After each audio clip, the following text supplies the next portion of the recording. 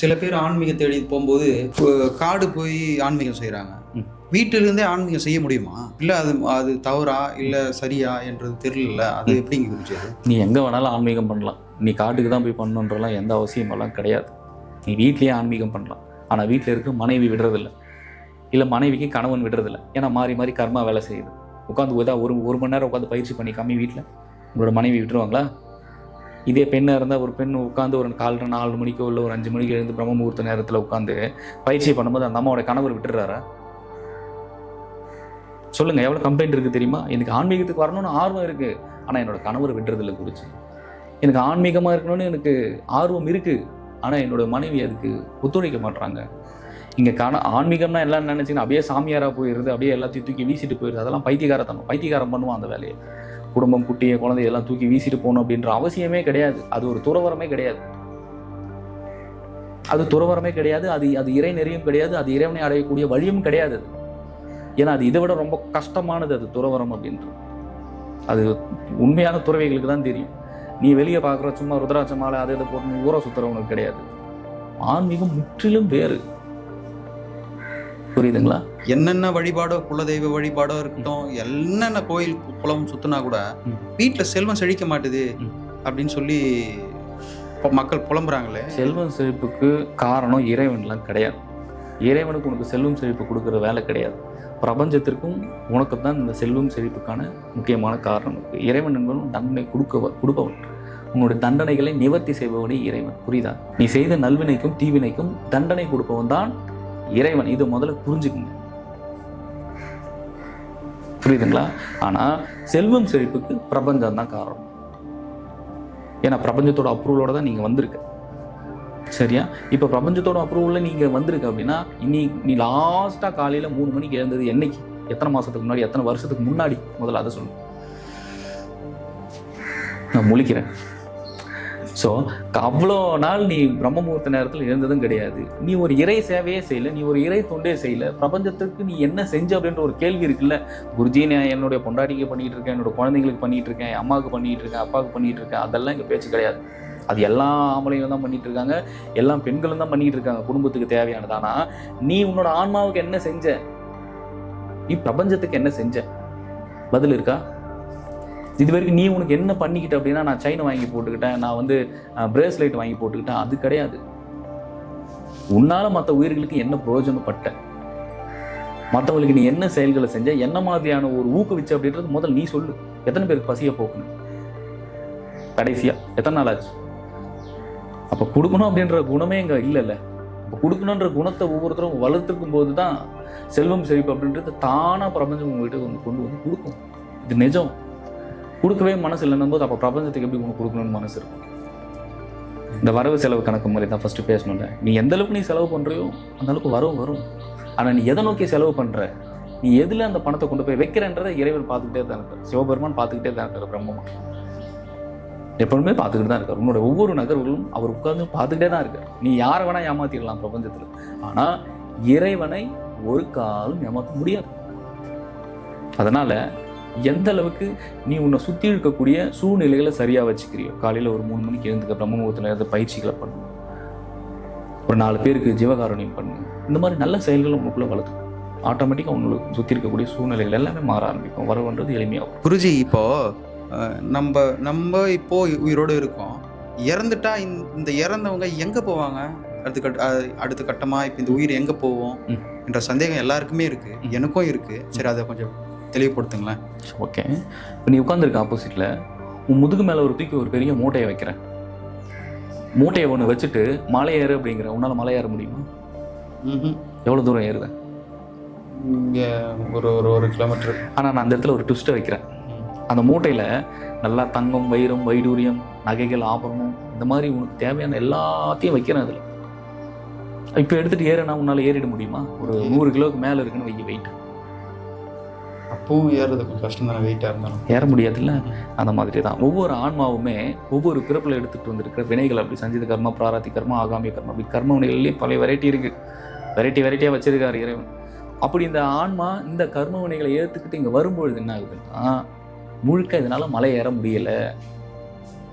அப்போ மலை ஏறாமல் இந்த ஆன்மாக்கள் எல்லாமே எங்கே சிக்குதுன்னா இங்கே தான் சிக்குது. இங்கே தான் உலாத்திக்கிட்டு இருக்கு. அடுத்தடுத்த உடல்கள் எடுத்து அடுத்த பரிணாமத்துக்கு போகாமல் அடுத்தடுத்த உடல்கள் எடுத்து இங்கேயே சுழன்றுகிட்டு இருக்கு. இந்த சுழற்சியிலே இருக்குது. இதுதான் கர்மா சுழற்சிங்கிறது. இதுலேருந்து தப்பிச்சு போகிறதுக்கான வழிகள் தான் எல்லா சித்தர்கள் யோகிகளாம் பண்ணிக்கிட்டு இருக்குது. அதுதான் யோகம். அந்த யோகத்தை ஒவ்வொருவரும் கையில் எடுக்கும்போது ஒவ்வொருத்தருமே பிரம்ம யோகம் போன்ற உயர் ரக பயிற்சி எடுத்து செய்யும் பொழுது எளிமையாக மோட்ச முக்திக்கும் போக முடியும். இங்கே இருக்கும்போது உங்களுடைய வினைகள் தீர்ந்து ஒரு நல்ல மகிழ்வான ஒரு இன்பமான வாழ்க்கையை நீங்கள் வாழ்ந்துட்டு போக முடியும். இதுதான் ரியாலிட்டி.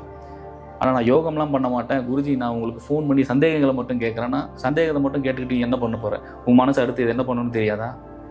மறுபடியும் போய் வினைகளை தான் சிக்க போகிறது. அப்போது ஒவ்வொருத்தருமே தன்னெழுச்சியாக விழிப்பு நிலைக்கும் விழிப்புணர்வு நிலைக்கும் ஒவ்வொருத்தரும் ஒவ்வொருத்தருடைய ஆன்மாவை கொண்டு போகும். அப்படி விழிப்பு இல்லாமல் நீங்கள் இப்போ இருந்துட்டீங்கன்னா கடைசி நொடியில் எல்லாருமே இங்கேருந்து போக போகிறது தான். கரெக்டாக இல்லையா? யாருமே இங்கே நிரந்தரமாலாம் இருக்க போகிறது கிடையாது. அந்தந்த ஆன்மாவுக்கு எப்பப்போ எக்ஸ்பயரோ அப்பப்போ இங்கிருந்து ஜூட்டு விட்டுட்டு கிளம்பிடும். அப்போ அந்த மாதிரி ஆன்மா இங்கேருந்து கிளம்பும் போது உனக்கு அங்கே வழி தேடுவேன், எந்த பக்கம் போக போகிறோன்னு தெரியலேன்ட்டு. ஏன்னா மரணத்தை எல்லாரும் நீங்கள் பிரபஞ்சத்தில் எந்த மாதிரி பிரச்சனைகளை வேணாலும் ஃபேஸ் பண்ணிடலாம், எல்லாத்தையும் பார்த்துட்டு இருக்கலாங்க. ஆனால் இருக்கிற பெரிய ட்விஸ்ட் எதுனா அவர்களுடைய மரணத்தை தெரிஞ்சுக்கிறது தான் பெரிய ட்விஸ்ட்டு. தெரிஞ்சதுக்கப்புறம் எங்கே போக போகிறோன்ட்டு அப்போ தெரியல. அப்போ உங்களுக்கு தெரியலன்னா அந்த நேரத்தில் நீங்கள் என்ன பண்ணுவீங்க? எந்த பாதையை சூஸ் பண்ணுவீங்க? ஒரு 3 பாதையை கொடுக்குறாரு இறைவன் வச்சு. இந்த பக்கம் போனீங்கன்னா நரகம், இப்படி வந்தீங்கன்னா பிரம்மம், இப்படி போனீங்கன்னா வேற ஒரு கடும் பாதை அப்படின்னு கொடுத்துட்றாரு. எந்த பாதையில் போவீங்க? தெரியல. அப்போ இது பார்க்காத பாதைகள் இது 3. அப்போ பார்க்காத பாதைகள் என்னும்போது நீங்கள் என்ன பண்ணுவீங்க? ரிவர்ஸ் கியரை போட்டு தான் பின்னாடி இங்கே தான் வந்து உட்காரணும். அப்போ இங்கே வரும்போது என்ன ஆகுது? இங்கேயே வளர்த்துது. இன்னொரு உடல் கிடைக்கிற வரைக்கும் அந்த ஆன்மா இங்கேயே போட்டு இங்கேயே சுற்றி இங்கேயே அழிஞ்சு இதிலேயே சுழற்சியில் இருக்கு. ஓடி ஓடி ஓடி ஓடி உட்கலந்த ஜோதியை நாடி நாடி நாடி நாடி நாட்களும் கழிந்து போய் வாடி வாடி வாடி வாடி மாண்டு போன மாந்தர்கள் கோடி கோடி கோடி கோடி எண்ணிருந்த கோடியேங்கிறார் சிவவாக்கியர். கோடி பேருக்கு மேலே செத்து போயிட்டான்.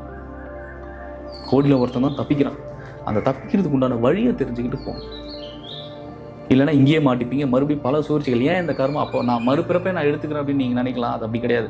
மறுபிறப்பில் மறுபடியும் நீங்கள் கண்ணு தெரியாமல் பிறந்தா என்ன பண்ணுவீங்க? ஒரு செவிடாக பிறந்தா என்ன பண்ணுவீங்க? சொல்லுங்க.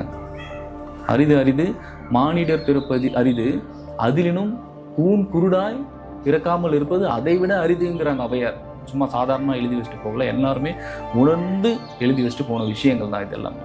அப்போது ஒரு பிறப்பு இருப்பு அப்படின்றத நீங்கள் யோக மூலியமாக தான் அறிய முடியும். தன்னெழுச்சியாக உள்ளுக்குள்ளார இறைவன்கிட்ட சரணாகதி அடைஞ்சு பெரிய பயிற்சிகள் பிரம்மயோகம் போன்ற ஹையர் ப்ராக்டிசஸ் எடுத்து நீங்கள் பண்ணும்போது நிறைய நிலைகள் இருக்குது. இங்கே மரணமே எண்டு கிடையாது முதல்ல. அதுக்கப்புறமும் நிறைய நிலைகள் இருக்குன்னா அதுக்கு முன்னாடியே பல விஷயங்கள் இருக்குது உடலுக்குள்ளார. அது எல்லாருமே பார்க்கணும். இது மட்டும் வாழ்க்கை கிடையாது. இந்த வாழ்க்கைக்குள்ளார இருக்கும்போது முழுமையாக அடி உத இந்த மாதிரி பிரச்சனை, ஸ்ட்ரெஸ், டிப்ரெஷன், மன உளைச்சல் இந்த மாதிரிலாம் ஏற்பட்டுக்கிட்டு தான் இருக்கும். அப்போ அதில் இருந்தே எப்படி நமக்கு உண்டான வழியை தெரிஞ்சுக்கணும், நம்ம எப்படி இறைவன்கிட்ட சரணாகதி அடையணும், நம்ம எப்படி இறைவன்கிட்ட போக போகிறோம் அப்படின்ற வழியை தெரிஞ்சு வச்சுக்கணும்ல ஒவ்வொருத்தரும்.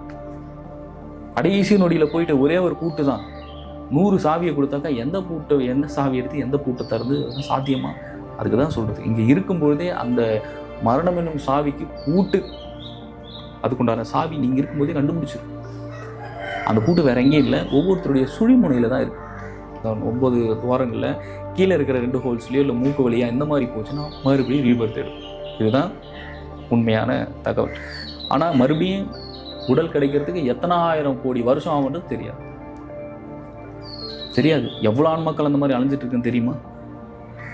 பல லட்சம் கோடி ஆன்மாக்கள் இருக்கு. இன்னைக்கு நீ இருக்க அம்மா, அப்பா, மனைவி எல்லாருடைய முகங்களும் உனக்கு பரிச்சயமாக தெரியுது.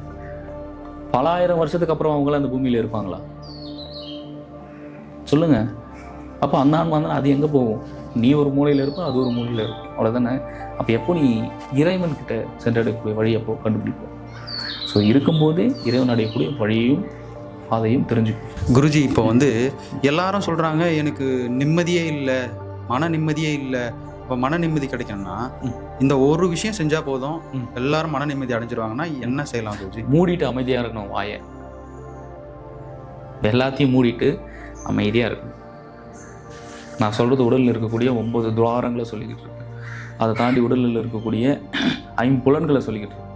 இந்த 5 புலன்களையும் எப்போ தன்னுடைய கட்டுப்பாட்டுக்கு நீங்கள் கொண்டு வரீங்களோ அப்போ தான் அவனுக்கு மன நிம்மதின்றதே ஏற்படும். இந்த புலன்கள் மொத்தமாக வெளியே ட்ராவல் பண்ணி மொத்த கர்மாவும் தூக்கிட்டு வருது. நான் என்ன சொல்ல வரேன்னு புரியுதா?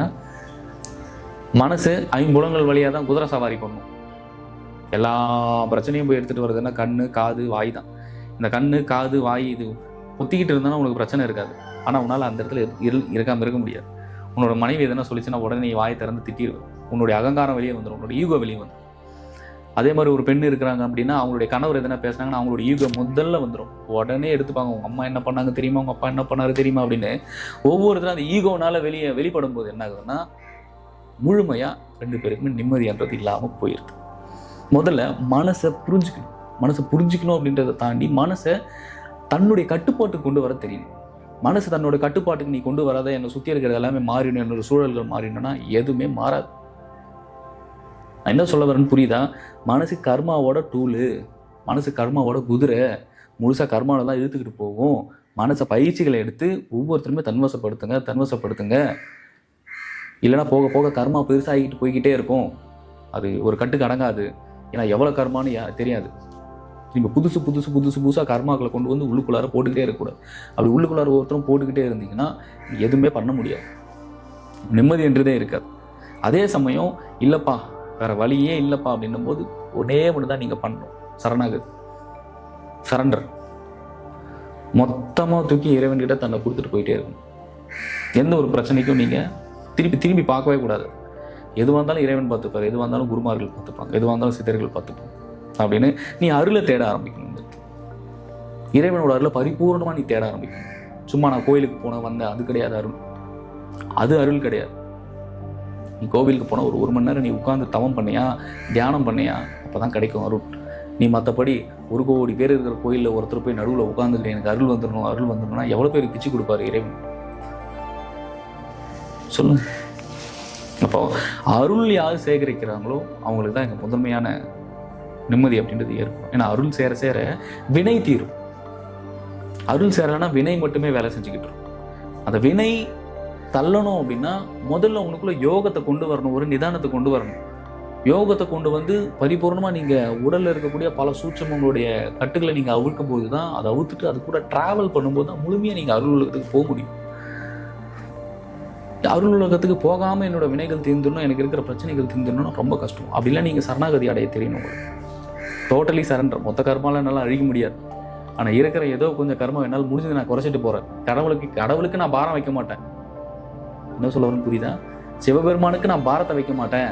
முடிஞ்ச அளவுக்கு நான் இங்கே இருக்கும்போதே அவருக்கு என்னால் முடிஞ்சது என்னோட வினைகளை அவருடைய அருளால் கொஞ்சமாச்சும் தீர்த்துட்டு போகிறேன். இறைவனுக்கு பெரிய வேலை வைக்க மாட்டேன் அப்படின்ற ஒரு பக்குவத்துக்கும் ஒரு தெளிதலுக்கும் ஒவ்வொருத்தரும் வரணும். முதல்ல நேசிக்கணும் இறைவன்.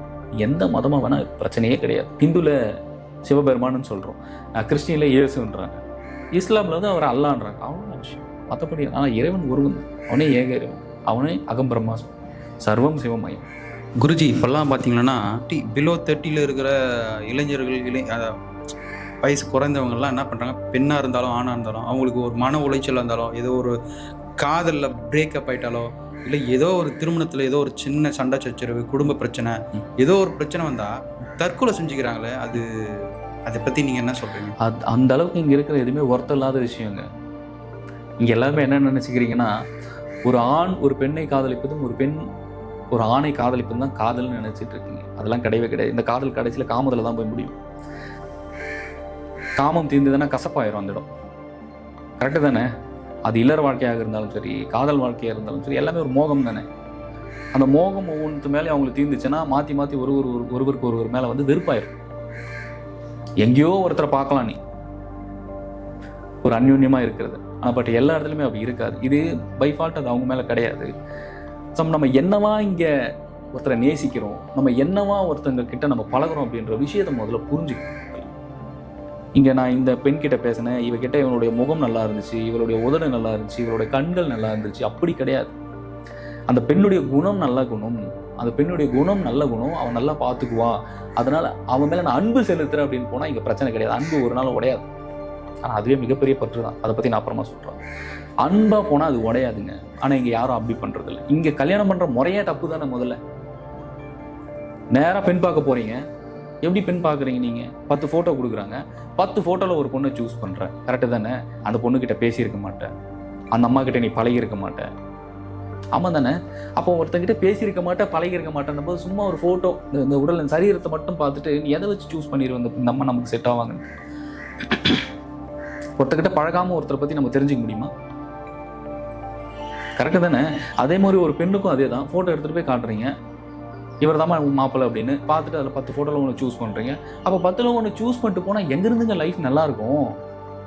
அங்கே பேசணும், பழகணும், இவ்வளோ விஷயங்கள் இருக்குல்ல. அப்போ அந்த இடத்துல இங்கே என்ன ஆகுது? வெறுப்புன்றது வந்துடுதா? ஒரு 3 மாதம் தான், ஆசை 60 நாள், மோகம் 30 நாள்ன்ற மாதிரி இவ்வளோ தான்.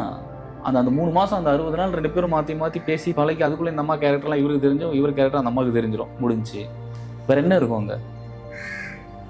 காமமும் தீர்ந்து போச்சு. அதுக்கப்புறம் கணவர் வந்தால் உறங்கிடுவார், இவங்களும் உறங்கிடுவாங்க. எத்தனை நாளைக்கு இப்படியே நடக்கும்? இப்படி நடக்க ஒவ்வொரு பெண்களுக்கும் சரி, ஒவ்வொரு ஆண்களுக்கும் சரி, வாழ்வியல் அப்படின்றது ரொம்ப ஒரு சுலபமாக நகர மாட்டேங்குது. இந்த இடத்துல ரொம்ப கடினம்.